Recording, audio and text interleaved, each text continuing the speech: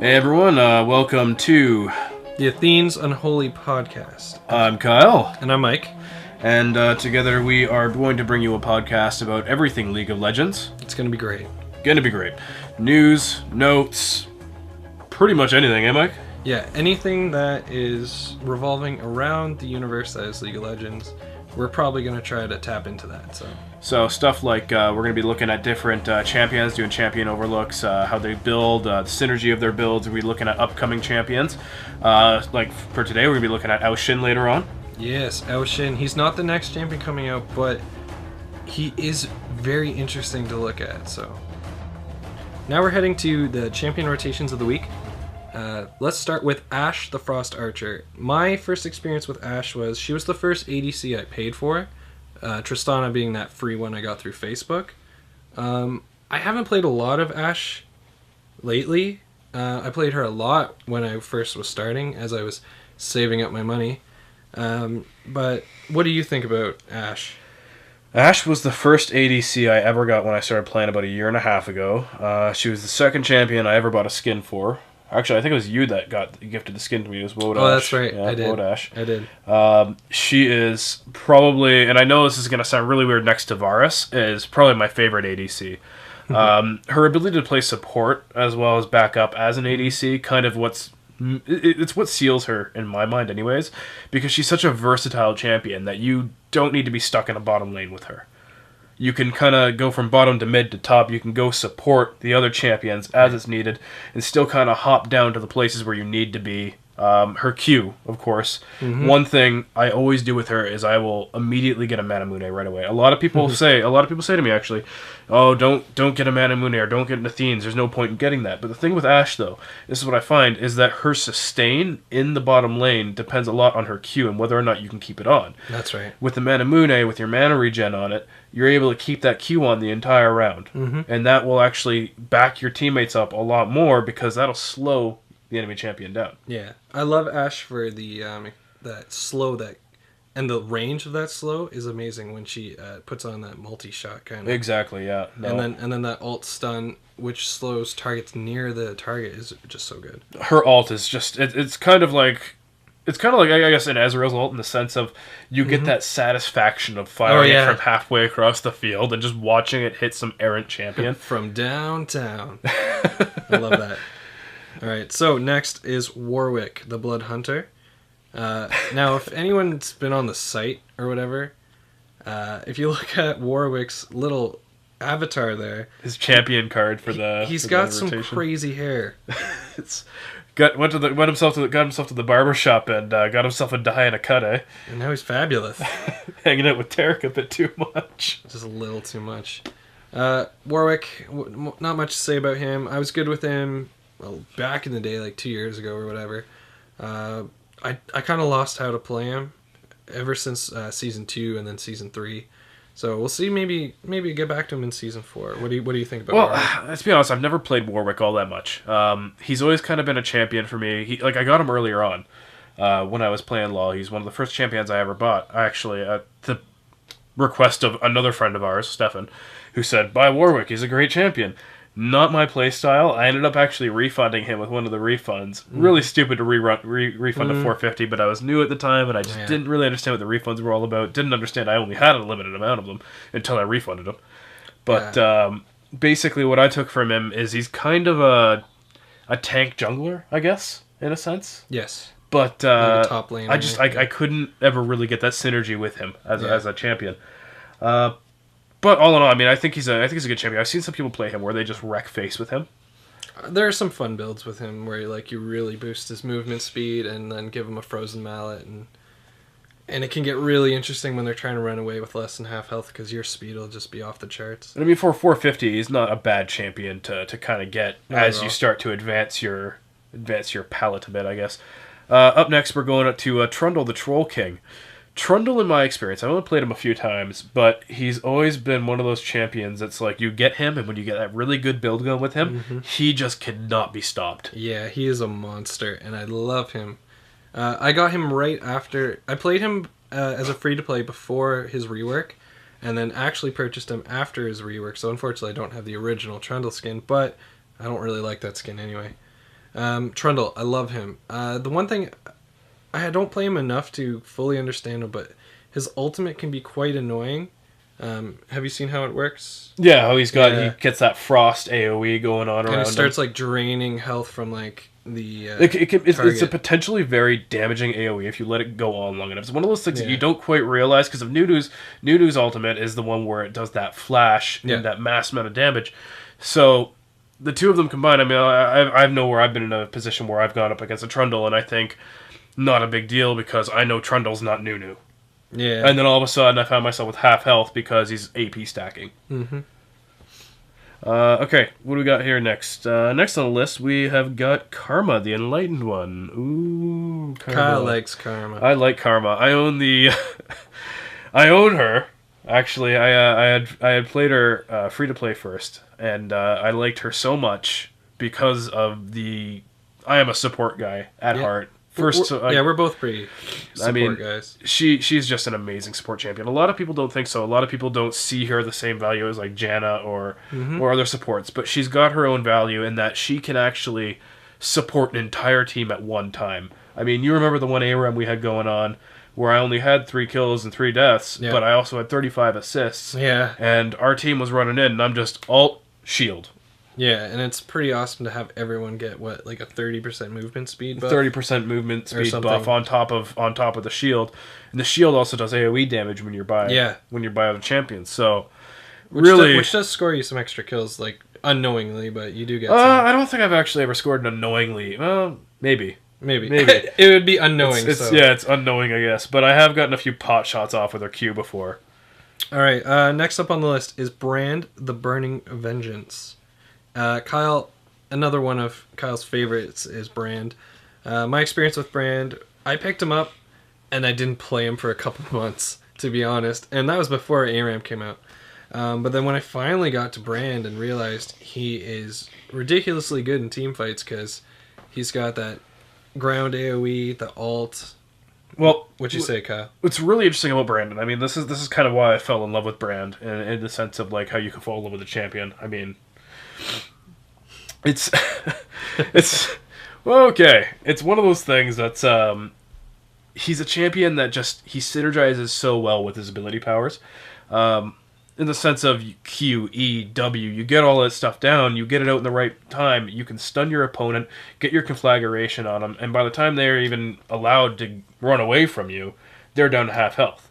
Yeah, which is awesome. And they're still burning. And chances are, and I've had this happen before, where in a match, they're running towards Garen, who's running towards me, and all I gotta do is just ult him, and then I get Garen at the same time. Yeah, just watching it go back and forth, and their health dwindling each time. Actually, Matt, one of our friends that we play with, he recently got Brand, and he got an amazing ARAM kill. I don't think you were there. I don't think so. But basically, we were just playing an ARAM match, going back and forth, and he kind of came and joined me. I was just holding up the fort for our team because we had a Teemo who didn't know how to play Teemo, which I find hard to believe. A Teemo who doesn't know how to Teemo. A Teemo who doesn't know how to Teemo. But here comes Matt, barreling up with Brand, and he gets his thing out, and of course the entire team at this point is their enemy team's about half health, and he just tosses out his ult.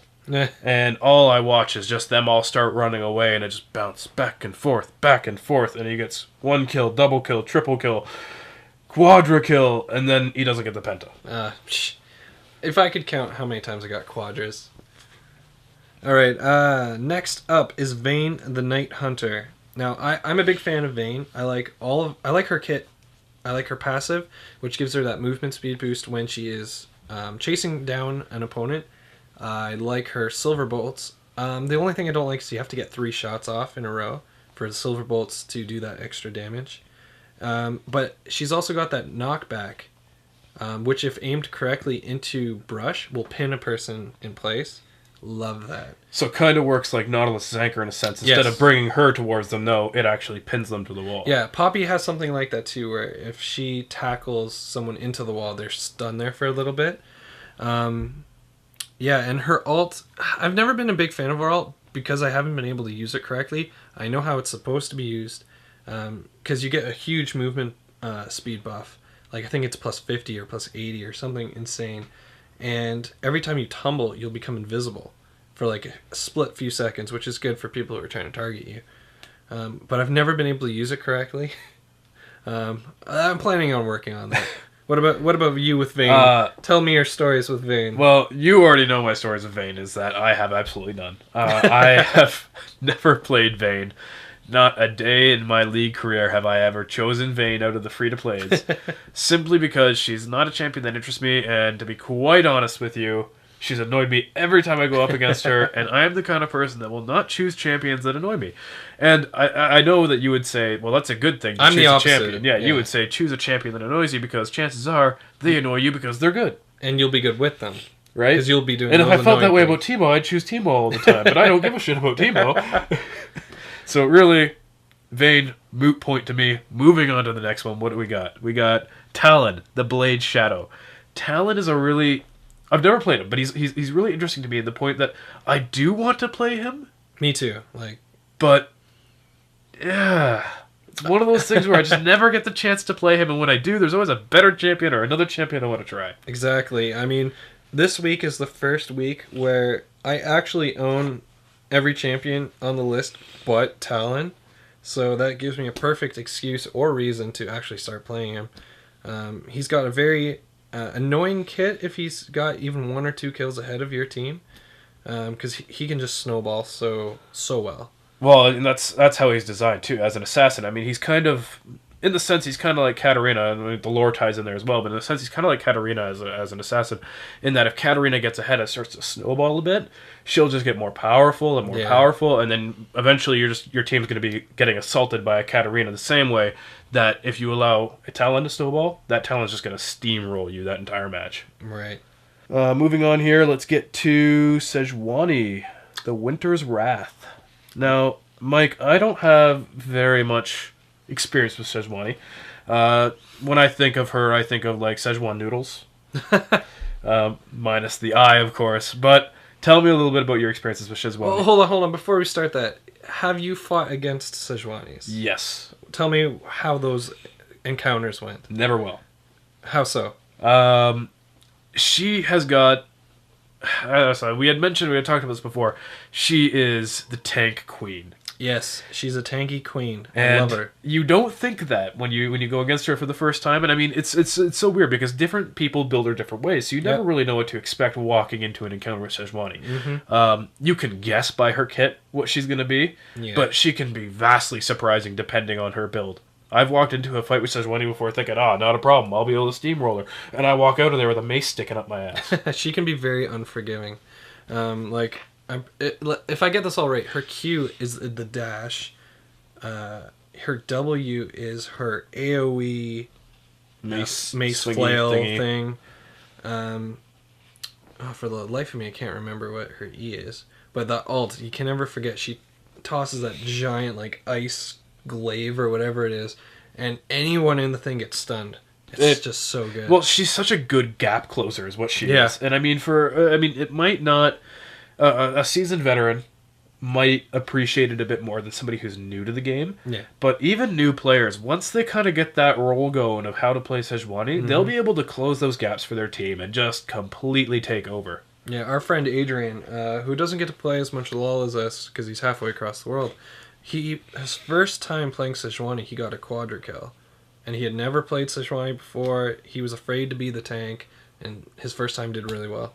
I remember that, actually. We were on the same match there, yep. Mm-hmm. Alright, so let's move on to the next one, is Lulu, the Fey Sorceress. I love this little Yordle. She is my favorite. I own one of her skins. I have the Fey Sorceress one, so I can turn enemy champions into cats. And, Kyle, you just picked up the... Oh, I've had Lulu for a while, and, of course, us being such ARAM-addicted people, we are... I don't get to play Lulu very often. I've rolled her a few times, but I actually just got her dragon skin, her dragon trainer skin. Yeah, that one looks pretty cool. I actually haven't seen many people play it, so maybe that's why it's in. It ties in with the rest, and they maybe released the bundle for a bunch of skins that we don't see that often. Well, it's really interesting. We'll get to the bundles later. That's right. We'll get to the bundles later in the podcast. So let's talk about Lulu really quick. Everything about Lulu is awesome. Glitterlance, being able to shoot in 2 completely directions, is awesome. Being able to put picks onto an enemy champion and shoot off of that champion is insanely awesome. Now, here's one that works for you. When you put picks on Lucian, what do you get? Picks on Lucian. I don't know. You get an insanely awesome ADC. Oh, because that's right. Lucian can use his moves to dash, or every time he casts an ability, he actually gets that double fire. That's so right. With picks on him, he gets just that much more firepower. I haven't seen that yet. Yeah, I saw it in one game, only the one game, and it worked really well for him. And only because I was on the receiving end of Lucian in picks, and I thought to myself, my God, what did they do to him? I don't like this one bit. And it's always really fun when you're playing as Lulu. You're seeing your tank about to, let's say it's Zac, and he's charging up to go in. Janna puts a shield on Zac, and you put Wild Growth on Zac, and you see this giant blob just jump in and wreck their team. The Wild Growth from Lulu is just, it's the most hilarious thing in the world, just because you can turn the most unsuspecting champion into this giant behemoth of a thing. Yep. Like, I remember I was playing, I think it was Malphite. And you know how much I love Malphite. Oh, he loves Malphite. And yeah, I love Malphite. And I was actually, Matt was Lulu, and we were running in together to go charge at the enemies, and I said, all right, I'm going to ult in. I'm like, can you give me backup? He's like, not a problem. Wild growth space. So all you see is this giant towering glacial Malphite just rush across the battlefield and just beat everybody. I can picture a wild growth Malphite ulting in. That's scary. It's a very scary thing to see. Let's put it that way. All right, let's move on to the very last one. Aatrox, the Darkened Blade. We didn't know what a Darken was until like he was released. Until we read his lore, yeah. Although I love his lore. I love the champion. He had a difficult learning curve when I first started playing him. I think I'm the only one out of our group of friends who actually owns Aatrox. Yeah. Like, our entire group of friends. Yeah, you're the only one out of any of us to own Aatrox, simply because I did play him free to play, did not like him one bit. He's a very bruiser type champion, but he's very specific in the way that you have to use his abilities a certain way. And if you don't have attack speed and some lifesteal on him, he's really tough to play. Well, his passive is nice, at least. His passive is beautiful. the ability to just... And even the opponents can tell when his passive's up. They still can't do anything about it. There's nothing you can do if the team's not damaged, and Aatrox is. He gets pretty much... I think it goes a quarter to a third to half his health, I think. Don't quote me on any of that, but yeah. Well, I mean, it's one of those things where it allows the team that's behind Aatrox to move up and save him while his passive up. Kind of like Ignivia. Ignivia. Yeah. But, and I only say that because, little lone Easter egg here, it might be well known by this point, but if you type in the chat window while you're an egg with Ignivia, in your passive, it'll actually show up as Ignivia instead of Anivia. It's pretty cool. But, I mean, it's kind of, Aatrox's passive is kind of similar to that, but it's nice in the fact that you don't take damage. Yeah, and he's also untargetable while he is regaining his Exactly. health. So, while they can target you with marksman stuff, they can't really do anything to you either way. All right, Mike, let's move on to our bundles and sales for September. And we're going to be tackling our first bundle here. I just kind of wrote down a bunch of them. And the first one is the Here Be Dragons bundle. Here be dragons. Here be dragons. Now, I guess, kind of like How to Train Your Dragon. Kind of. It has a dragon trainer in there. It has a dragon trainer in there. We've got an excellent list of champions here. The pack is 40% off to start. At $25.65 RP if you own all the champions. $47.91 if you don't. But really good, really good price point for the champions and skins involved, if you ask me. I think normally, like, without the deal, it's roughly like 8,000 RP. Probably, if not more. If not more. Of course, people with the MasterCards aren't complaining. Anyways, Americans. To start off here, we've got Shyvana, Lulu, Wukong, and Vayne. Pretty good. I'd say, in my opinion, love all four of them. So you've only got 4 to your pack, but you get your Ice Drake skin with Shyvana, which is a relatively new skin. Really good. Came with the Lysandra release. Yeah, really good skin, though. I mean, it just looks amazing. Dragon Trainer Lulu, which introduces, obviously, replacing the squirrel or the cat with the dragons. Yep. And then we've got Jade Dragon Wukong. Say that 5 times fast. Don't make me. I'm really interested in Wukong out of all of these, just because, again, don't know how a monkey could be a jade dragon. Some Chinese thing, but remains to be said. And then we've got Dragon Slayer Vayne, who, which is, let's be funny, is kind of, let's be honest, sorry, it's kind of funny because she's really the one in this pack that stands out, because you've got a dragon trainer in Ice Drake, and then you've got your Jade Dragon, and meanwhile Vayne is the Dragon Slayer. I like it. To me, it's her best skin. I like Vayne. Vayne's other skins, like Aristocrat Vayne. Oh, sorry, I do like Heartseeker Vayne. But Dragon Slayer Vayne is Mundo loves who he pleases. Exactly. Yeah, but out of all those skins, Dragon Slayer is probably... But next to Ice Drake, Shyvana are the two that I'd want. Moving on, the next bundle we have is the Ninja Bashing Bundle at 50% off for 1642 RP. 3502 RP if you need the champions. And there are 5 in this bundle, and that is Fiddlesticks, Katarina, Swain, Rumble, and Tristana. Ooh. So tell us a little bit about the skins here, Mike. Alright, so the first one, we got Fiddle Me Timbers. I do like this one, but I feel like almost all of Fiddlesticks' skins are kind of gimmicky. Maybe the one that's not might be Spectral Fiddlesticks. Which, let's be honest, kind of looks the same as Spooky Gangplank. Exactly. It's just a white see-through skin of the same champion. Which can get really annoying. Now, Bilgewater Katarina, you have this skin? I have this skin, and I also have her Mercenary skin. Now, what does the Bilgewater one look like? The Bilgewater one, well, what would you expect a Pirate Katarina to look like? She has an eye patch over her scarred eye. Oh, okay. Typical Katarina style, midriff, right? Of course. Shows her belly. It's just what she does.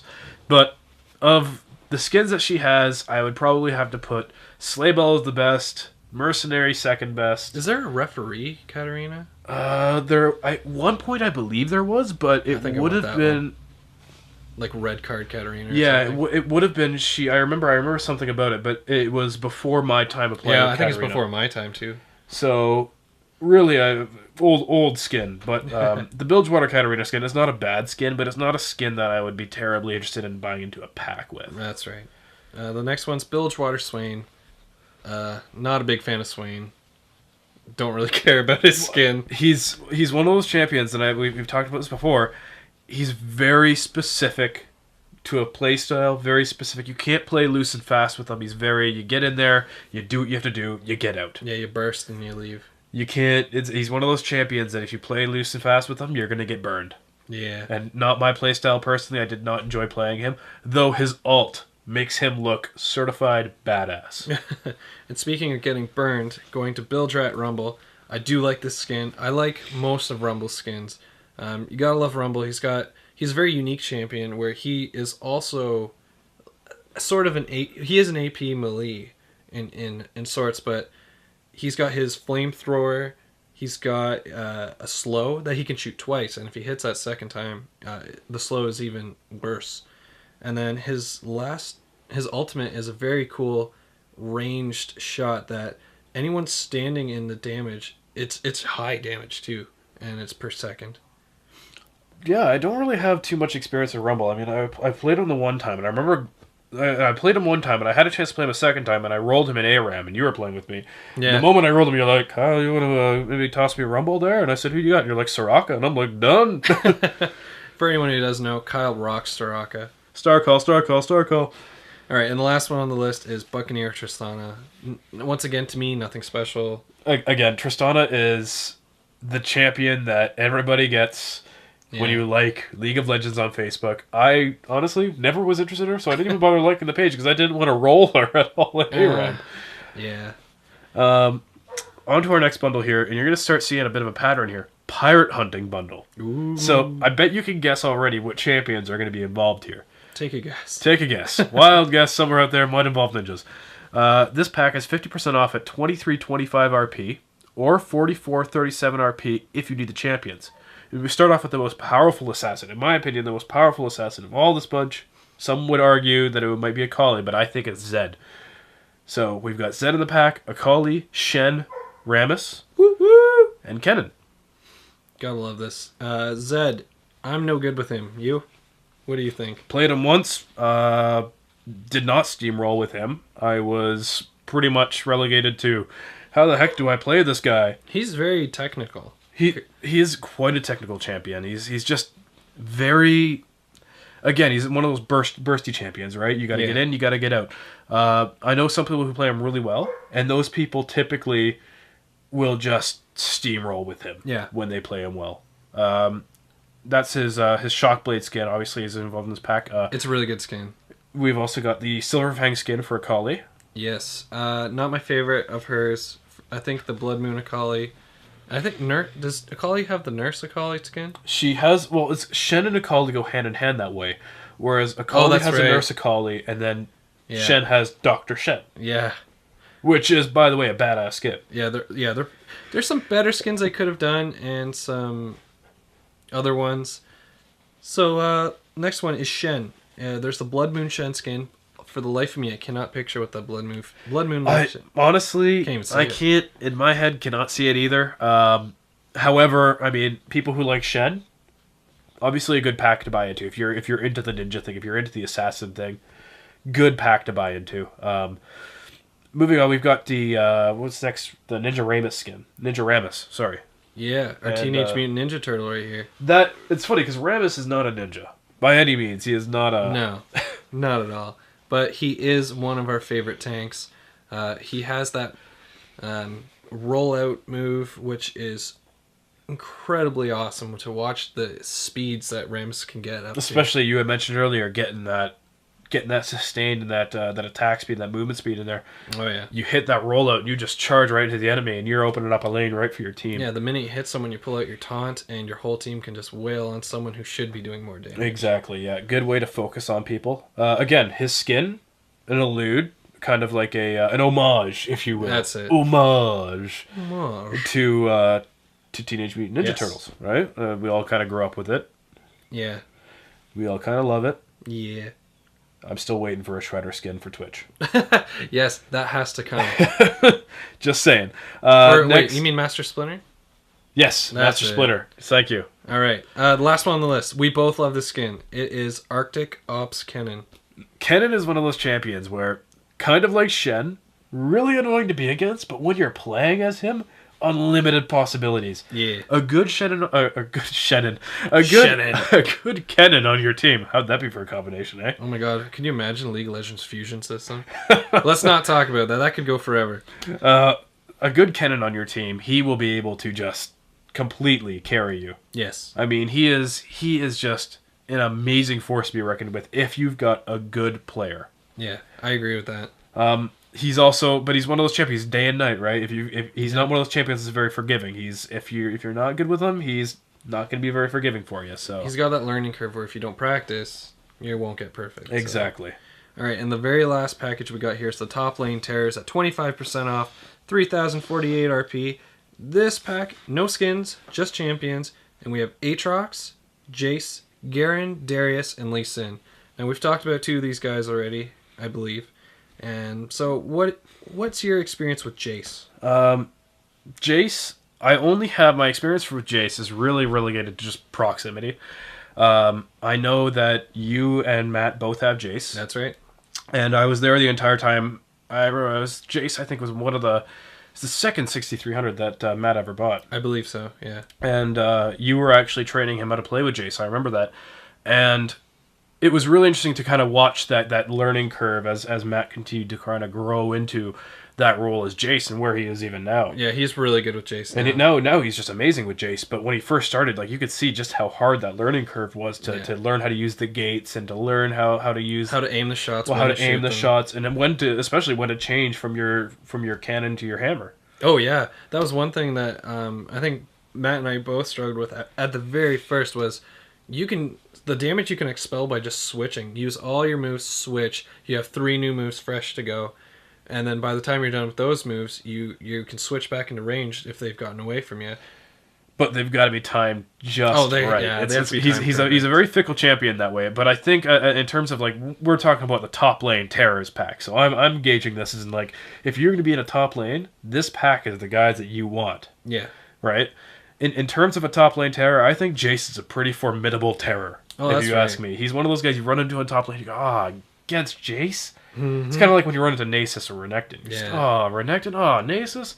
Kind of the same way with Jace. You can picture Aatrox versus a Jace up top. Jace can harass with the range. When Aatrox does this thing to go in, Jace switches to melee, knocks Aatrox back into his own tower, switches back to ranged, continues. Exactly, and it's just a back and forth game there. Speaking of Aatrox, though, we've also got him in the top lane Terrace pack. That's now, right. I know you bought Aatrox 2 weeks after he was released, when he dropped down to 63. Yep. What's your impression of Aatrox? I like him as the top lane. You need to get like a Vampiric Scepter to get some lifesteal. You have to get some attack speed, and then once you got those, you can go for damage or crit or tankiness. It really depends on who you're up against, how you're doing. I love him. I love his kit. He can jump over the jungle for escapes very well with his, I think it's his Q. Yes, it's his Q.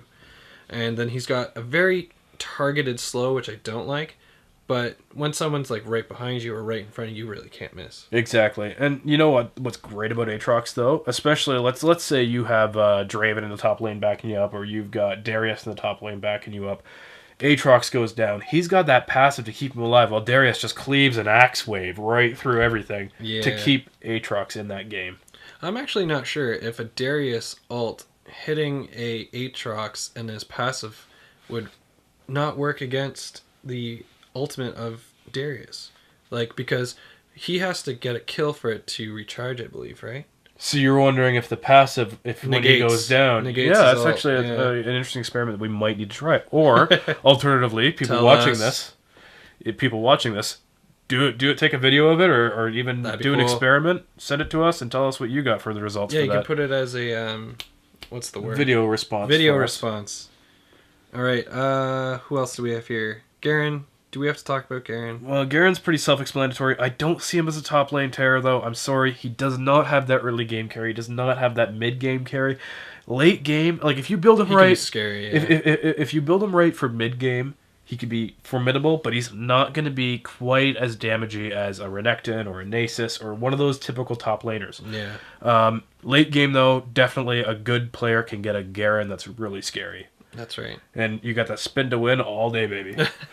All I know about Garen is from fighting him, and pretty much Kyle nailed everything about him. So let's move on to Darius, the fourth one in this bundle. I come from the beautiful era, where Darius's ult recharged on a kill and stayed recharged. I love that. Now, I know that was OP, but... Every time we play Darius, you always go back to that. I will always remember the day when Darius's ult recharged every time you got a kill. We had pentakills every day. Oh my god. It was like a pentakill feast. It was so good. It was really good. Man. It's still the same. It's still the same ult now, except for if a couple people get away, the ult resets, which is fine. I'm okay with it now.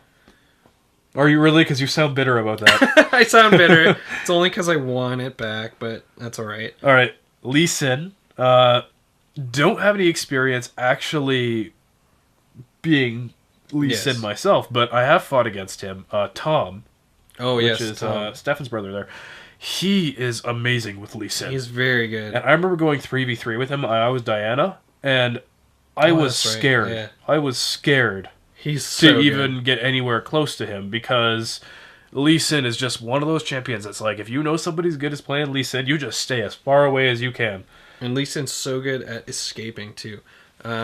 Obviously, he's played in the championships a lot for his ability to place down a sight ward and teleport straight to it to escape. And of course, also with the release of the new beach skins. Oh, yes. Yeah, he's got his, you've got the... He's holding a coconut pool there? party, the pool party Lee Sin skin that just came out, so... Might be a reason to get the pack. What do you think overall about the top lane terror pack? I really like it. It would force me to get Garen, but I think it would be worth it to get Lee Sin for me, since I own Darius, Jace, and Aatrox. Well, you'd also, you'd be saving on the Lee Sin as well, because, of course, the bundles, for those of you who don't know, the bundles are actually priced so that if you own champions, the price of the bundle goes down without compromising the sale price. That's right. We forgot to mention that one.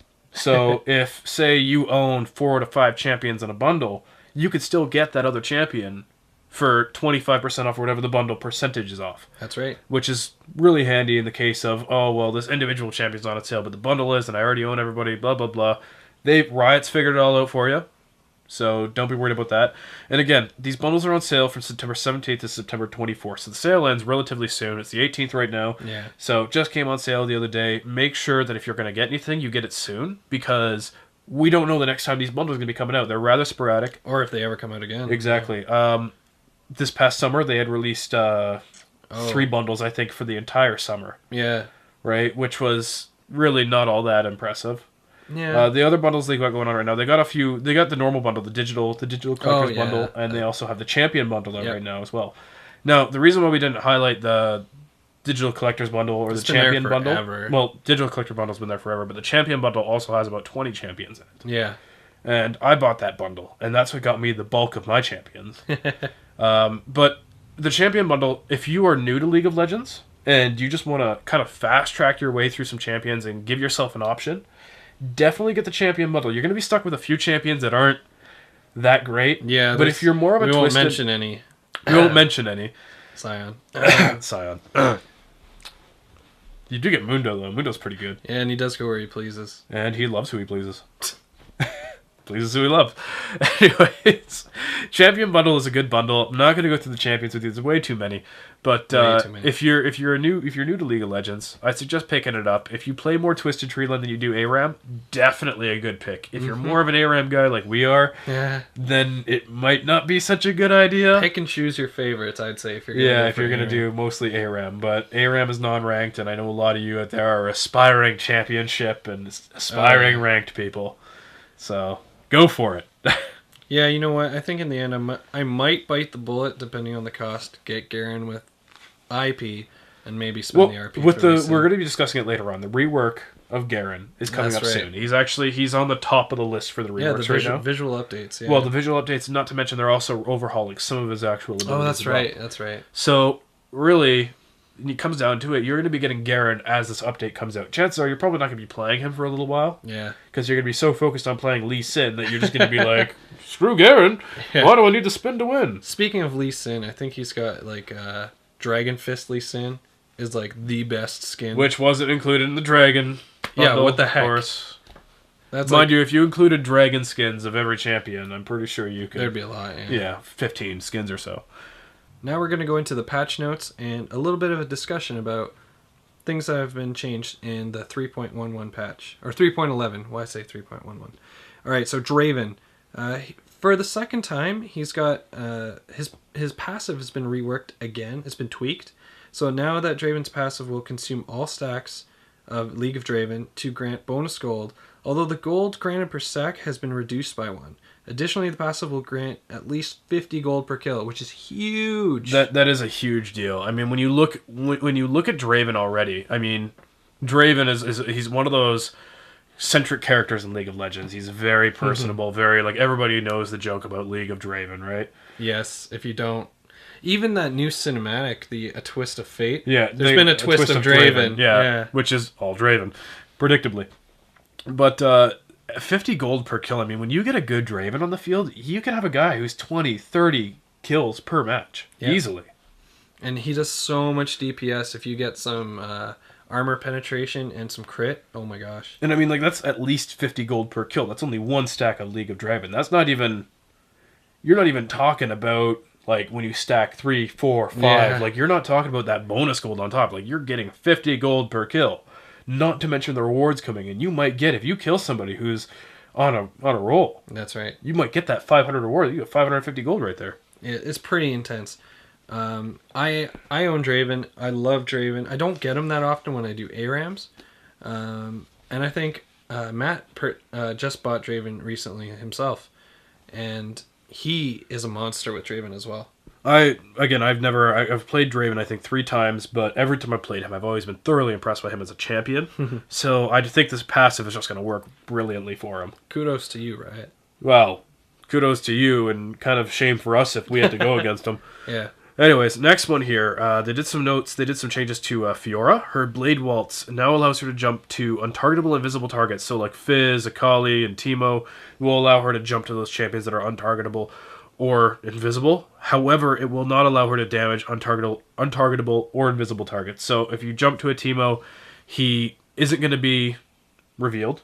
Oh my god, that's actually a really good strategy for Teemo. Just stand still, and that Blade Waltz will just keep going around the invisible you standing still. Yeah, but then everybody's going to know there's an invisible you standing there. Yeah, then you're screwed. The thing is, though, if her Blade Waltz is on the way to you, and you come out of your invisibility, then it's going to do damage to you. That's right. But so long as you are untargetable or invisible, she'll just bypass you and use you as a stepping stone. That's right. So kind of like Master Yi. So you got to be careful when running away, too. Exactly. You might be a Fizz who can hop on your Trident, but Fiora will hop to your top of your Trident. When you go down, she's just... Well, you could just bridge that gap closer to your team unknowingly and allow that Fiora to get in there. And Fiora is a force to be reckoned with when she's got her build going. I mean, we've seen Adrian play Fiora before, and he'll just go in there and he'll double kill, triple kill, quadra kill. Yeah. No problem. He has... I think he made it his personal mission when he got Fiora to become good with her, and he really has. Now, I'm just going to say, just before we move on to the next one, voice actress for Fiora, I love you. I love you. I love you. Just talk to me. Call me. I love your voice. Okay, let's move on. It's a little bit creepy, but... she has the best, like, better he says that about Fiora than Garen. Yeah, okay. Moving on, Galio. Galio is once again relevant. Now, he's got a huge cooldown reduction to his ultimate, as well as a mana reduction. His mana, the mana cost for his ultimate, Idol of Durand, is it? I think? I'm not sure. Is 100, 150, 200, but now it's 100 across the board at all levels. It's just a flat mana cost now. Exactly. And the cooldown, I think... He got reduced massively. It was a 50 cooldown reduction, I think. That's right. The first one, and then 30, and then I think 10. But it's one of those things where Galio was slowly becoming outdated as a champion. He was still good, just outdated. Well, he was still good as a tank, and he could still kind of hold his own a support role, but he was getting to that point where other champions were starting to outgun him, they were starting to outdo him, even as a tank. But now with the cooldown reduction, it'll allow him that ability to kind of keep pushing a little bit harder, a little bit more. Yeah. Moving on, my personal favorite champion. I think this of all time, my favorite champion in League is Thresh. He's so cool. I don't mean to brag, but I am pretty decent with Thresh. Don't mean to brag. Pretty decent. And this actually, this is funny. You can look at this either way. As a Thresh player, I look at this either way. Mm-hmm.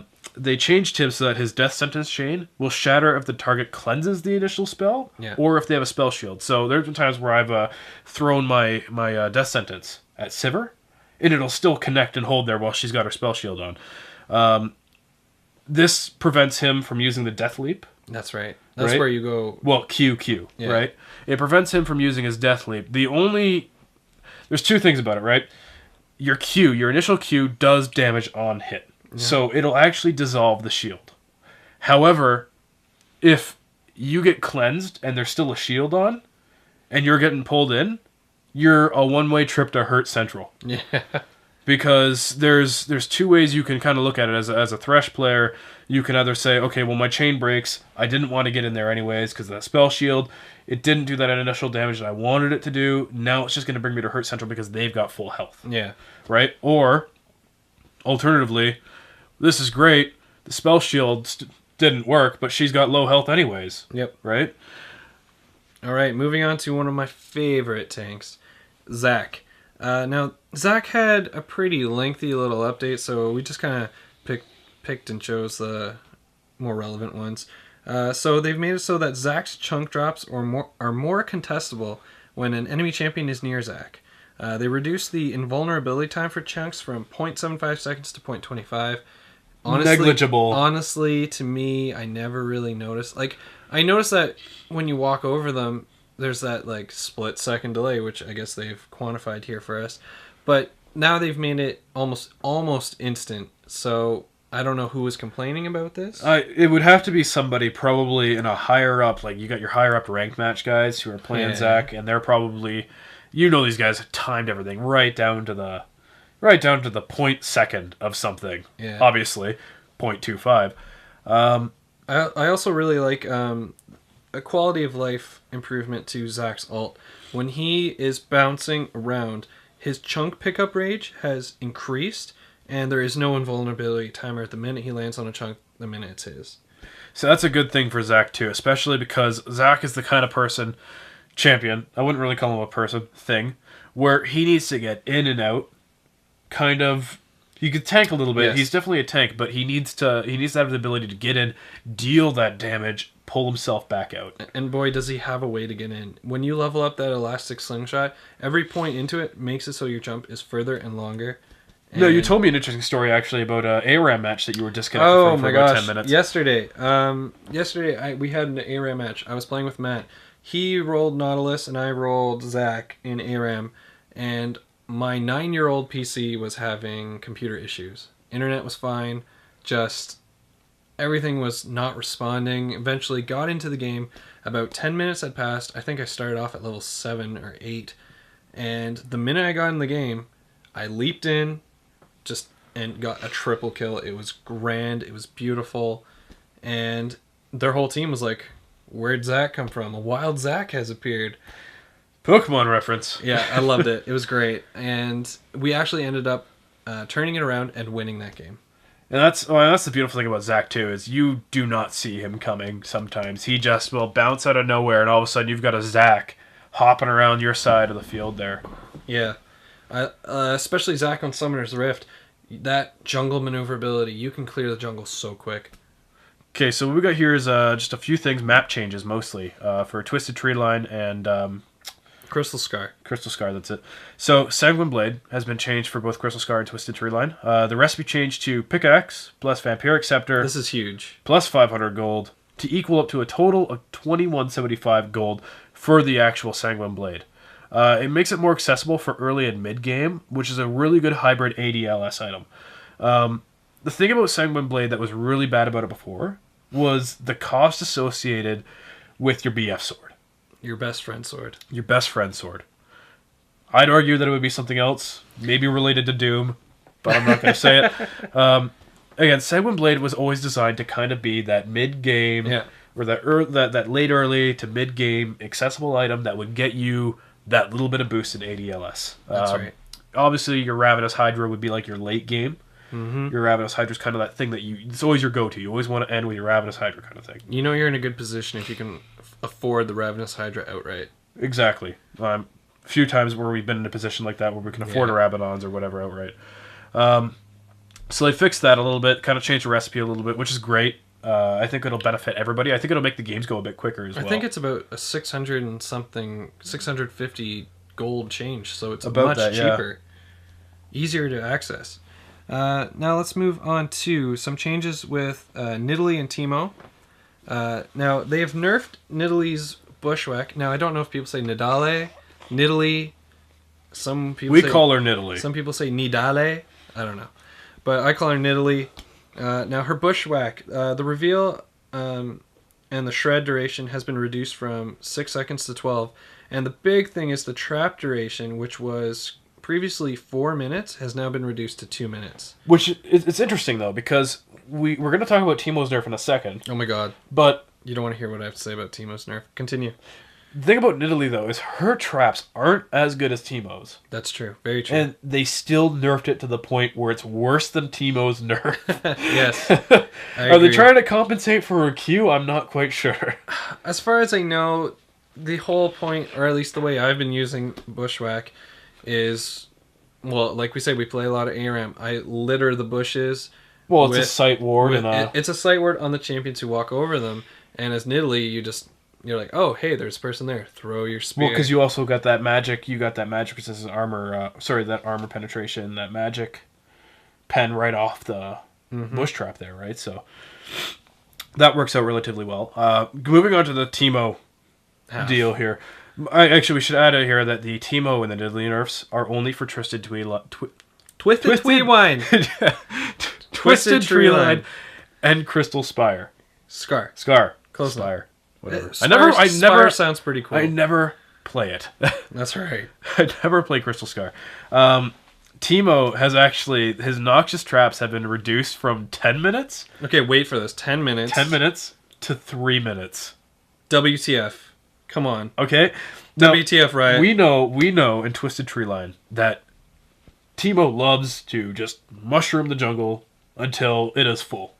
It's kind of beautiful. It's lit up like a Christmas tree. Well, they do that for several reasons. Sight wards, for one. That's right. And for two, you've got a guy who goes for that early blue buff, gets away with no health, walks into a mushroom. Yeah. Right? Oh, look at that. You just got killed by a Teemo. Trollololol.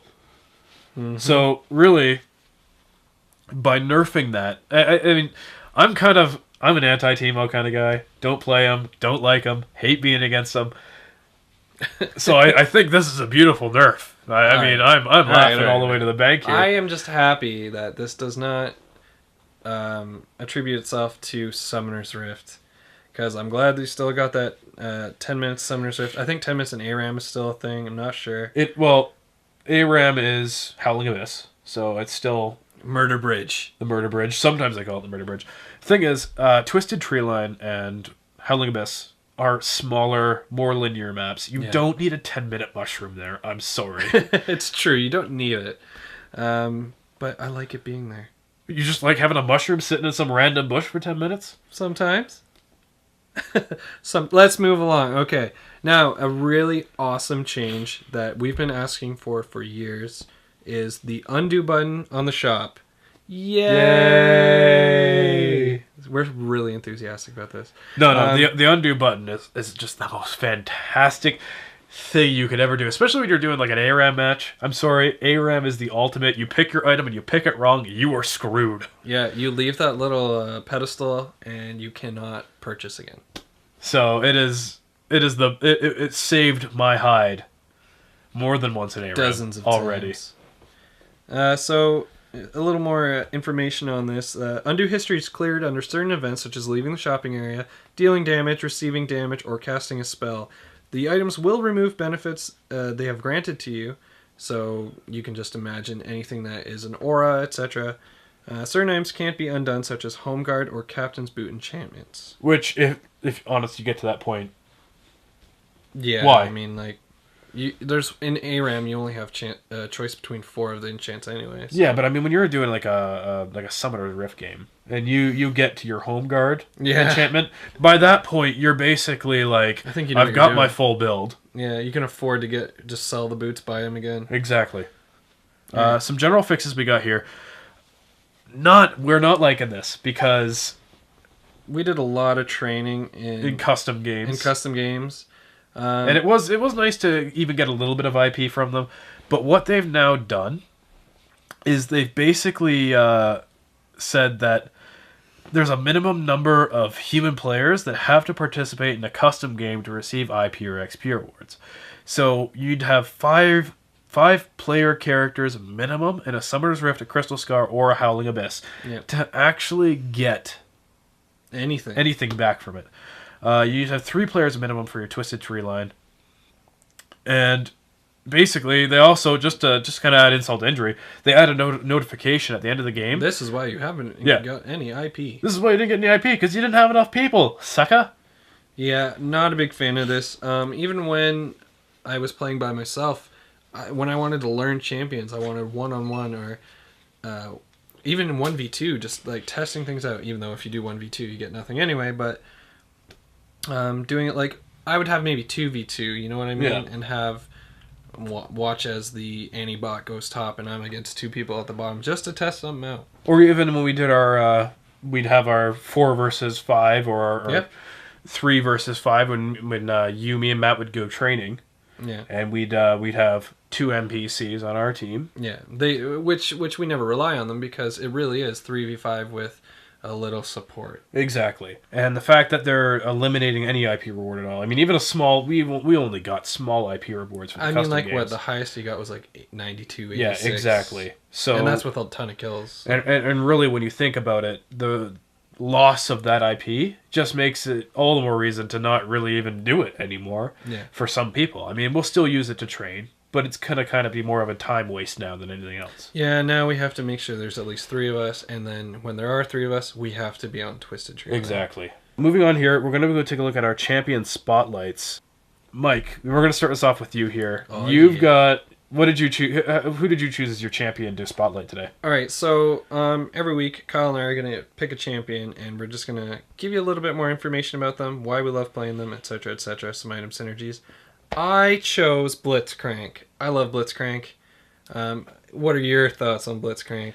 Blitzcrank is he's a love-hate relationship with me. I say that about a lot of champions. You love it when I'm playing him on your team. Hate it when I'm playing him. The thing with Blitzcrank is I'm not bad with him. I'm not bad with him, but he's one of those champions that is just not my play style. Yep. I mean, you look at Blitzcrank and you look at Thresh, right? Thresh is by far my favorite champion in the league. Very similar champion to Blitzcrank in the terms of he grabs, he pulls, etc. Yes. But Thresh is a more forward attacking champion. He's more direct than Blitzcrank. Blitzcrank he pulls, shocks, and does all of his things, and can get some kills off of it, but I just don't have that personality with Blitzcrank that I do with Thresh, and for that, I just don't like him. But that's okay. I am a huge fan of Blitzcrank. As everyone knows, a good Blitzcrank can really change the game. And especially in Summoner's Rift, you have so many cool options to shoot from the Shroud over the jungle and totally mess up someone's lane. Not that Blitzcrank is usually a jungler, but a surprise Blitzcrank attack can really mess up the other team and get a good start for your team. So we're going to quickly go over his skills and his passives and all that, or his passive and his skills. So his passive is Mana Barrier. When his health gets below a certain point, he gets a percentage of his mana cost as a shield. And this has saved me more times than not. It synergizes well with good items like Frozen Heart, Athene's Unholy Grail, etc., etc. You're going to be hearing a lot about Athene's Unholy Grail. Well, I mean, that's the name of the podcast, right? So, now, signature move Blitzcrank has is the Rocket Grab. I mean, what can we say about this? It's pretty self-explanatory. He basically power fists somebody up the rear and drags them to him. Yeah, you just aim, shoot, pull them to you. Your team descends upon that one victim. Then you guys can go back to your tower, wait for the Rocket Grab, grab the next one. But it's pretty systematic. Now, can he pull through the jungle? Yes, he can pull through the jungle, but you always got to watch out for minions or jungle mobs because the Rocket Grab will pick them up. Although they have changed it that, I think back in the day, Rocket Grab could grab Teimo's mushrooms. Rocket Grab could grab the dragon. Oh, would be yeah. Grabbing a Teimo mushroom, because what's worse than running into one? Grabbing one, pulling it to your team, exploding on everyone. All right, this second move is Overdrive. Increases movement speed and attack speed. Very good escape, very good catch-up, which leads into his next move, which is the Power Fist. Otherwise, you would call it the fist bump. I called it the fist bump when we were trying to figure out what his skills were without me looking. So the Power Fist is just straight up knock-up. It is great.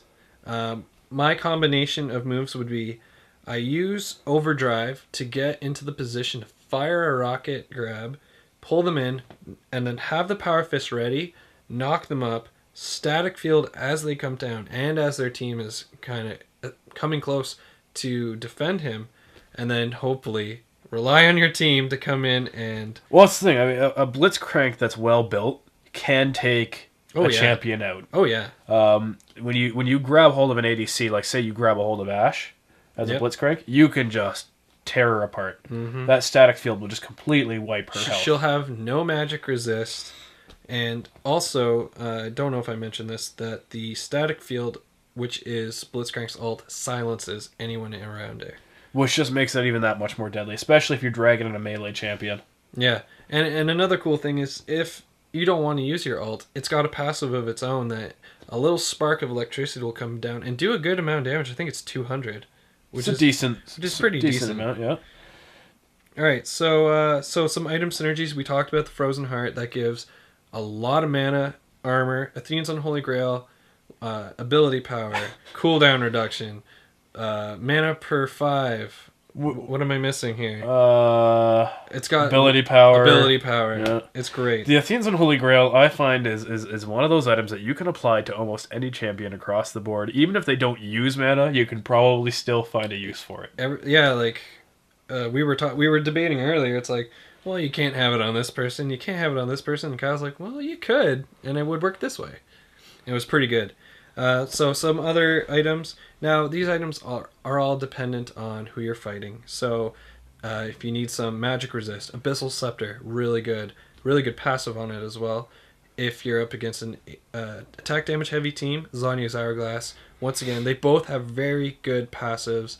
The Abyssal Scepter having a magic resist aura, magic penetration aura, and Zhonya's being the invulnerable for 2 seconds. Really good. Now, we've talked about this before. I'm going to talk about my champion now. She's a free-to-play this week. Who could it be? Again, my favorite support for pretty much all of League, the exception of Soraka. All of League, except one, is Karma. A lot of people are actually very confused about how to play Karma. I actually even recently saw a post or a comment on Riot's free their free rotation champion thing. That's right, yeah. And it basically said, why don't you fix Karma? She sucks. And I just sit there and I go, noob. No, wait a second. Karma's really good. Yes. There's a lot of people who don't. I was one of those people who didn't know how to play Karma when I first started playing her, but you really quickly fall into the synergy of playing Karma.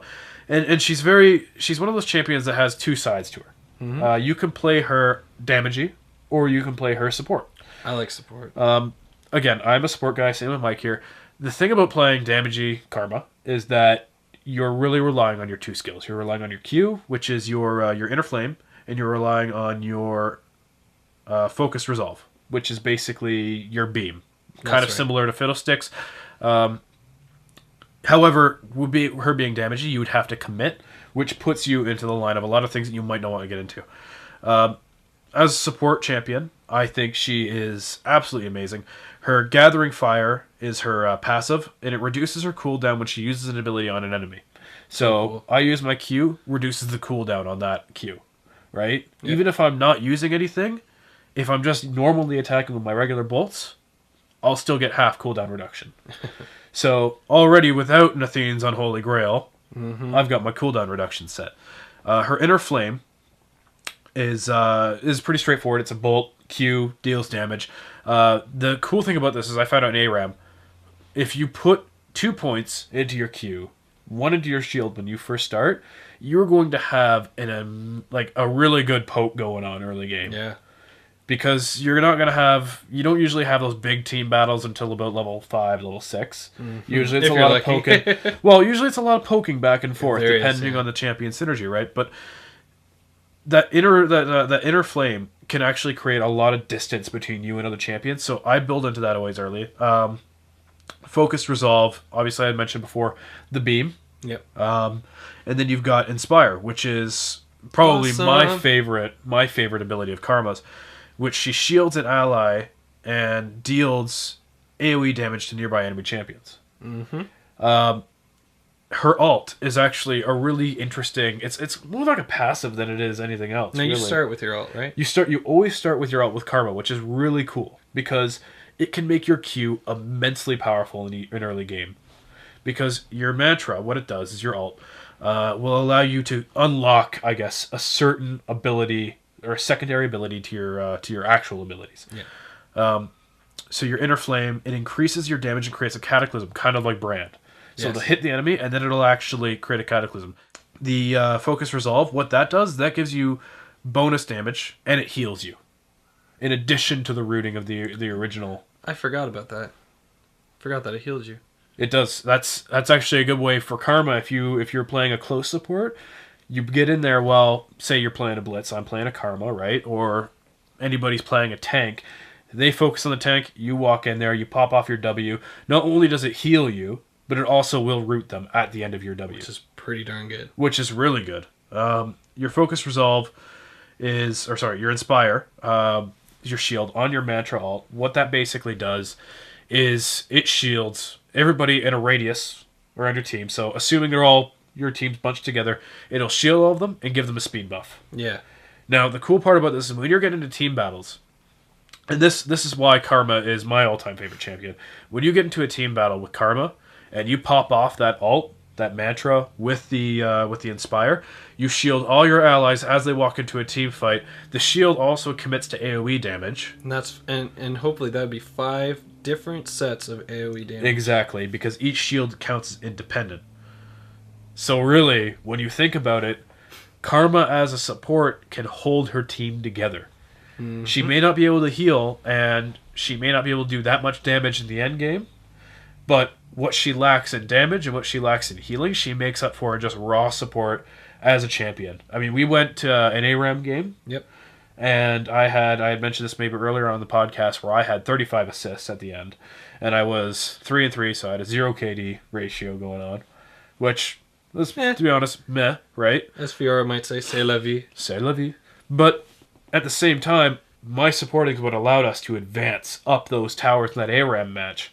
Because I was shielding us and speeding us up. They'd see us at one point, oh, look, they're over here. All of a sudden, bam, AoE's up. Mm-hmm. Bam, speeds up, and then we're closing that gap before they can even react. And if anyone looks on their summoner profile, when you look under the takedown section, it's not just kills. It's kills, assists, towers, and assists. So for someone who might have 21 kills, 4 deaths, 3 assists, and then Kyle comes along, 0 kills, maybe 4 deaths, 35 assists, he's going to get a higher score than the person who got the most kills on the team. At the end of the day, I mean, that's the thing, is I don't think I want to kind of talk about and touch base with, is just supports do not get the credit they deserve. Unfortunately, no. They don't get the recognition. It's really hard playing in Summoner's Rift or Twisted for like a support character because you don't get that gold value back in assists. You're not accumulating the wealth like you would, say, an ADC or a bruiser, right? Which is really why it falls on the ADC in the bottom lane, if you're supporting an ADC in the bottom lane, to let you get those minion kills so you can keep getting that influx in. So what kind of items would you use then? With Karma, I would use, obviously, Athene's Unholy Grail. I mean, she is a mana-based champion. Not only that, it gives you a good starting base as well. Mm-hmm. Gives you that nice cooldown reduction so you can keep tossing out those pokes.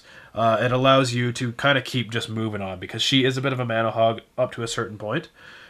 Shard of True Ice is something I always get with a support character.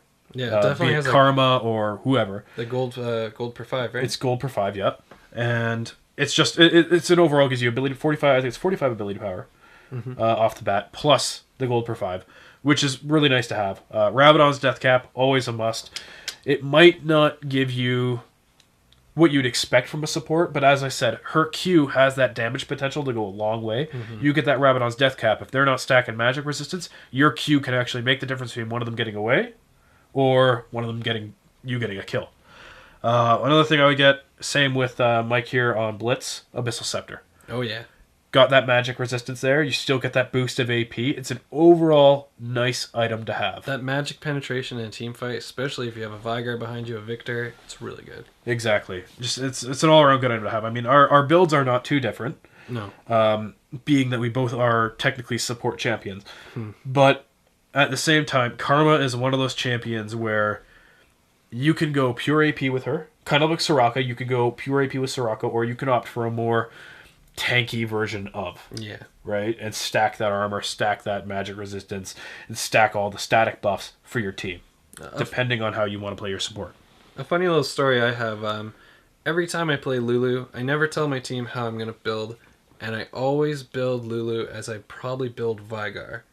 I know it's a support, but I'm always going for the damage in there. I feel like the more ability power she has, the higher her shield is, and the amount of damage that Glitter Lance will do is just so high. Well, it's also about, as a support, being able to kind of support your team on more levels than just being there. Mm-hmm. You need to be able to commit to doing some damage. Yeah, without kill stealing. Exactly. And I mean, that's the thing, is I said about Karma, that Q can be the difference between somebody getting away or somebody getting killed, right? It could also be the difference between your teammate getting a kill and not getting a kill. Where it's been the case for me many times where I've gotten that Q in, and it's that difference between my teammate just getting that extra little bit in. Yeah. Right? So that's as a support, that's kind of your role at the end of the day. Yeah, so this has pretty much been... our champions have been both pretty support-like. I know with the recent change to which characters are ADCs, which characters are tanks, Blitzcrank has moved from support and tank now to tank and fighter. and I'm pretty sure Soraka is still or not Soraka, Karma is still in the support category. Well, I mean, it makes sense. Blitzcrank is he's more suited tanky, to fighting and kind of getting in there. Karma's pretty delicate in the sense of everything saying. So in so few words, she's delicate. All right, so now we're going to move on to the Season 3 tier rewards. We're going to start with Bronze. If you're in the ranked leagues and you have a Bronze icon, you will earn a Summoner icon that displays accomplishments, which is a different icon for each tier. So, obviously, that being said, different tiers going to get different icons. Silver will have a different icon. Gold's going to have a different icon. If you do have Silver, aside from getting the icon, you're also going to be getting a banner to your loading screen. Silver or higher is going to earn a corresponding trim. So each tier has a different colored trim. So Bronze is going to have Bronze tier colored trim. Silver, silver trim. Gold, probably gold trim, I would guess. Yeah. Silver tier, you're going to pick up a new permanent Victorious Ward skin to light up the jungle. So if you play support, you get a lot of wards, you're going to have a new fancy ward skin that says, hey, look at me, I play a lot more leagues than I probably should. Now, I really hope that if they've done this right, that the ward skin will be a forever ward skin, because when they implemented ward skins, I think last Halloween, they were like for 2 weeks. I remember that, yeah. And I really was not a fan of that at all. So let's move on to what the gold rewards are going to be. So if you make it all the way to gold, you will greet your new friends and teammates with a personalized invitation badge that shows off your success in shiny style, which will be unique to your tier. You'll also earn the permanent Victorious Ward skin. Oh, there you go. There's the answer to that one. So I guess Silver doesn't get the permanent one. And a unique Victorious skin, which they've teased a face, which I think the internet and everyone thinks is Elise. Yeah, that's all I can really think of. And I can't wait to see the full skin because it's just the head. I imagine it'd be, I don't know why, but I want to say it's going to be something similar to another skin that we've seen before. Because Thresh is getting a championship skin. Yes. Now, Janna was last year's Victorious skin. And it was pretty good. It wasn't my favorite. I recently picked up Forecast Janna. Woo. But I'm very excited to see Victorious Elise's spider form. If it's even Elise. If it's Elise, which a lot of people thinking it is, so. Mind you, we also thought Lucian was going to come out 2 weeks after he was teased. That's right, but... Speaking of Lucian, though, we got Lucian and Thresh and the lore that is combined within. Now, me and Mike love the lore of League of Legends. Yeah, our friends not so much. Our friends not so much, but me and Mike could literally go through... I think we actually have gone through the majority of profiles. We've had multiple nights over the summer where, over Skype, we just stopped talking and it's like, have you read this character's lore? I don't know, I actually just finished reading Fiddlesticks. You go read this one and I'll go read this one. The lore, it's funny because I was reading online about the Lucian Thresh and lore, reading a Riot interview with the devs. And they had said that the actual lore itself is so deeply integrated. Like, they actually have a story, like a guy, 4 stories. They have a guy that is purposely there to create storylines so that they don't screw anything up and step on somebody's feet. And I really like the idea of champions crossing over in each other's lores. Exactly. Well, I mean, like, we had this idea with Lucian and Thresh, right? Mm-hmm. It's funny because Lucian and Thresh were actually conceptualized at the same time. Lucian and Thresh kind of came to be around the same time last year, and Lucian was what we saw out of it. Or not Lucian, sorry. Thresh was what we saw out of that. And nothing was ever really revealed about Thresh other than he was from the Shadow Isles, and he was the Warden, and now he's dead, and he keeps the souls of those that he tortured, etc., etc. He's got a lantern, swings it around, and... yeah. He's also got his Deep Terror skin. Don't know what the story behind that one is, but... Yeah, I wish... Sometimes... we were talking about this earlier. I wish there were... the abilities would change with the skin, I think. Would be a neat idea, yeah. It would be a neat idea indeed, I believe. But Lucian came out. He was announced a couple of months ago. And me and Mike sat here and we're like, oh, a new ADC, new champion's being released. We'll save up for it. We almost got to the point where we felt like we were waiting for the next Game of Thrones to be released. I feel Kyle had close to 2,700 RP saved. Or no, sorry, 27,000 IP saved. And I must have gotten up to about 18,000, 19,000. But I kept spending mine. I was like, well, maybe if I get... Well, I bought two 6300s, and then I still had time to save up for Lucian.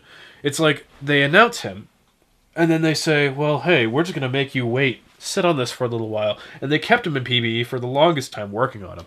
Yeah. And it was annoying, but I'm glad the final product of Lucian is actually really good. Yes. He's really well balanced. I don't see too much of an issue with him. His ult is not as overpowered as some people make it seem. His ult is actually incredibly tricky to play off really well.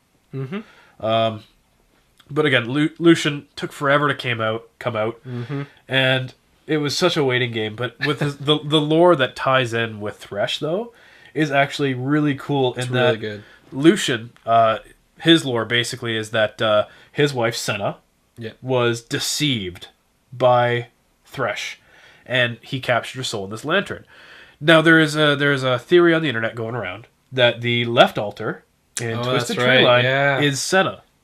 But if it is, that means that Senna has to tie up with Mordekaiser.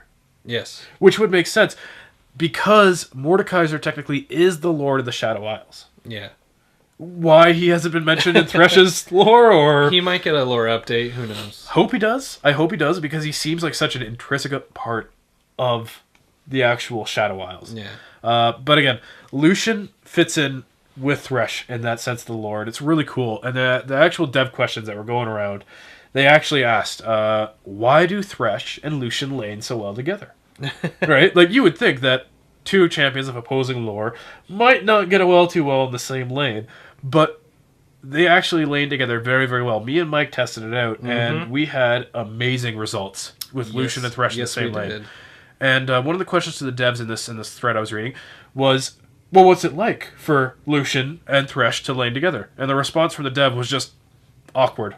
I imagine he captured his wife in a little lantern thing. I mean, if anyone were to RP League of Legends, I think it'd be almost near impossible. Well, there's just so many damn lore, and the whole thing too is half the lore feels unfinished at this point.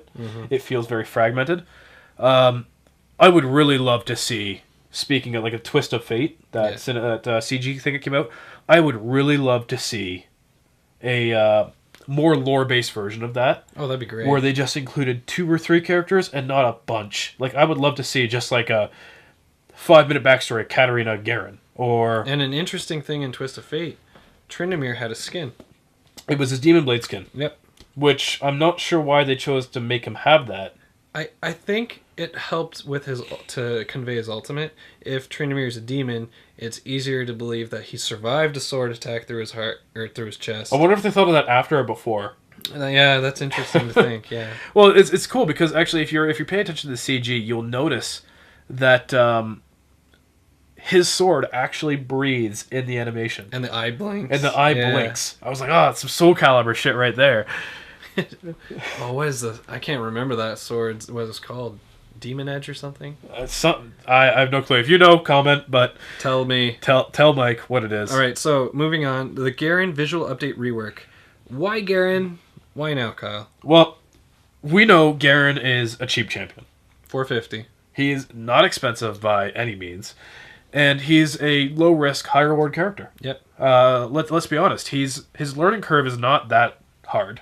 I know, I really just gotta buy him and play him. Just do it, Mike. Just play him. But his learning curve is not that hard, and he's a decent champion. He's not as bad as people make him out to be. He's not amazing, but he's not bad. And I mean, he's up there with Sivir for the rework. We know Sivir's coming. We've already seen the rework for. We've already seen actual skins, and we've already seen the skin for the redone Garen. Yeah. We know that they're going to be changing his abilities just a tiny little bit. So, at the end of the day, really, the Garen rework is better for everybody because Garen is still a played champion. He's not like Sion, where basically, let's face it, you only choose him if you roll him in ARAM. And at which point you're saying, why don't I have rerolls? I mean, we've seen very few good Sions, but most often Sion is not good. Well, it's just he's an outdated champion. But Garen is still used quite a lot. It's kind of like Master Yi.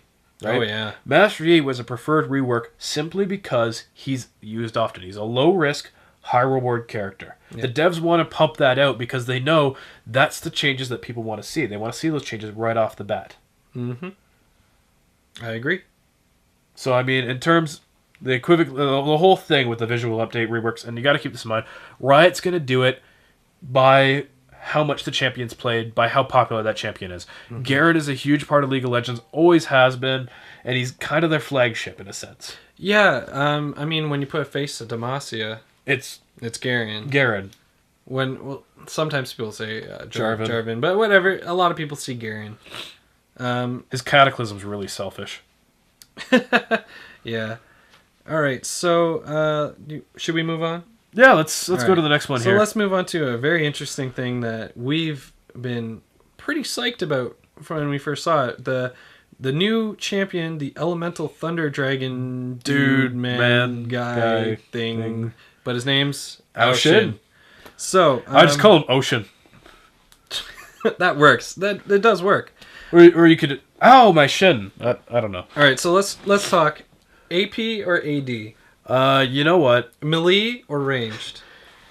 Well, you could look at two ways. It could be an ADC, which I find highly unlikely. Yeah. He's going to be an ADC. He could turn out to be like Shyvana. Could. I mean, you've seen his concept art. Yep. And you've seen the concept art for his attacks and for his abilities. So it's very possible he could be a bruiser like Shyvana. Mm-hmm. He could be that guy. He could be kind of that gap closer. He could also be an AP melee or an AP support. Yep. I can't see him being anything other than an AP melee or an AP support, though. I think I'd like to see him as an AP support ranged. I think I'd love to see that. See, that's the thing, though, is we've seen in the concept art his ability with his tail.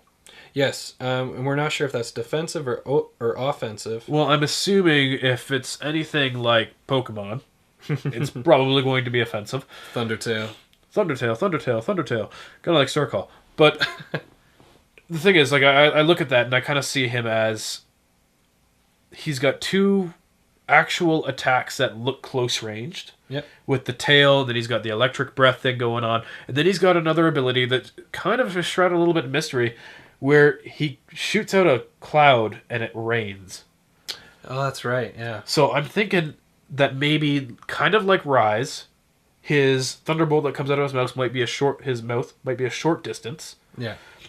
His tail might be a pure melee. Yep. And that shower thing might be either AoE, like an AoE slow, or it might be a targeted slow. Maybe. Now, should we talk about the ult? The ult looks... It looks... eerily like Janna's. It looks... Rather, it's going to be one of two things. One, it's going to be rather super-powered Janna Whirlwind with electricity storm in there, going probably a bigger radius going down. Or I'm thinking he is the tornado. Well, that's what I'm aiming for as well. I think he probably he goes in with it, maybe. And then maybe like a Anivia's Q, when it reaches the end, it can do like an explosion of electricity. Who knows? Yeah, maybe. I think, personally, it's just what I hope to see from that. Yep. And I think this would separate him from other champions, is that when he activates his ult, he becomes a part of that tornado. But what it does, instead of what Janna's does, which is push people up or knock them up, it pulls them in. Kind of like Orianna's ult? Kind of like Orianna's ult, but what Except it will do... moving one, sort of. It will move. Oh, and bring all the people along. So, say you control it. Oh, that'd be cool. Right? Activate your ult, move in, sweep up the team, bring them back. Oh, that's nice. And at the same time, dealing that damage from that electricity. I think that would be a really neat ult. I like it. Kyle? Which can be blocked, can be neutralized. You can join Riot right now. Just saying. But look at it two ways, right? You can look at it as his ult, like Janna. You even mentioned Kennen earlier on. You had mentioned him. Yeah. But, I mean, hey, the sky's the limit with him. I mean, his concept art is really neat. And I think, as a champion, he's going to be one of those champions that everybody's going to want to get their hands on just to try. He seems very unique in the sense of his actual lore and character type. And I think, because we had talked about lore earlier, and it says, actually, about his lore that Aoshin is a powerful storm dragon and a guardian of the natural world, and that legend holds that when Ionia faces its greatest crisis, Aoshin will descend from the sky. So something's telling me that in the lore, something is going to happen with Ionia to have him come down. Now, we know the Darkened Blades are coming. Yep. I think there's 5 of them, right? There's, I believe, either 4 or 5 total Darkened Blades. 4 others besides Aatrox. I am apt to believe that the introduction of the Darkened Blades, because they are warmongers, I guess, they're ancient warriors that excelled in combat, I'm apt to believe that somehow Aatrox and the Darkened Blades are going to tie in with Ionia and basically with how Ao Shin is connected to it all. Yeah. Because we've already got this separate storyline going with Lucian and Thresh and the Shadow Isles, Mordekaiser, etc., Hecarim, etc., etc., etc. But we haven't really heard a lot from Ionia. We haven't heard a lot from that section there. And to be honest, I want more Mount Targon. Just gonna throw it out there, but more Mount Targon, please. But I think that the Darkened Blades are going to have something to do with it. I mean, I hope so. We can look forward to seeing more. I don't think they're going to stop with just Aatrox. I think they will, at this point, because they've introduced in the lore, there is 4 or 5 other Darkened Blades. They're going to have to bring them out. I think it'll be very interesting. I'm curious. They're all called Darkened Blades, but I'm wondering if they'll have all darkened weapons. You know, all forged with whatever. Possibly, or they could represent different archetypes, maybe. Exactly. Yeah. Either way, we would like to actually hear from you guys about what you think about Ao Shin, what you think about his lore, what you think is going to happen with him. What do you think his abilities are going to be, and where do you think Riot is going with all of this? Yeah, do you think we're completely wrong? Do you think we're right? Do you want to take some of our ideas, make them better? Tell us. Do you have your own ideas? Tell us. Do you have your own mind? Pretty sure they do, otherwise they wouldn't be watching us. Listening, watching, whatever. Watching, listening, same thing. So anyways, feel free to message us. Yes, at message us. Either one of our respective channels here that we're going to be putting the video up on. Yeah, I'm on ShadowSlayerX. And I am at GreatBigMedia. Yeah, so definitely send us messages. We will respond to as many as we can, if not all of them. And we will aim to actually feature you guys writing in on the show. Definitely. We will try to answer your questions. We will try to include you. If you guys have any interesting clips or videos that you want to share with us of your league matches, we do spectating. Oh, we love spectating. And we would love to actually do play-by-play for you guys. So if you think that you got some video that is worthy, you got some really cool like pentakills going on, or you got some really funny play happening, or even you and your buddies did a funny video or whatever, send it to us. If we like it, we'll put it in the video and we'll give a shout out to you. Yeah, and you know what? Even if you're one of those guys who gets a quadra kill, then an ace, it's an unofficial pentakill, we will take it. We love unofficial pentakills. It's kind of our motto. Yeah, I mean, I think, like, the 3 of us, Matt, Kyle, and I, are, like, kings of unofficial pentakills. Yeah, we can never get that last one in time. Kind of sucks. I've actually started making a list of who I've got pentakills with and who I should have had pentakills with. And let me guess, one list larger than the other? Yeah. I think I've only got, and I'm counting right now, since all we do is play ARAM against other people, so I'm counting ARAM pentakills, so I think I have 3 or 4 right now, with 3 or 4 different champions, I'm talking. There you go. See? You guys get pentakills, quadrakills, unofficial pentas, send them to us. We'll review them, put them on the show if we can. We love to see stuff from you guys. I mean, to us, it's a celibate community. We're not getting paid for it. And we're hopefully want to get some guests, rather our friends or maybe some of you guys. You want to be on the show? Let us know. Questions, comments, put them below. Again, I'm Kyle. And I'm Mike.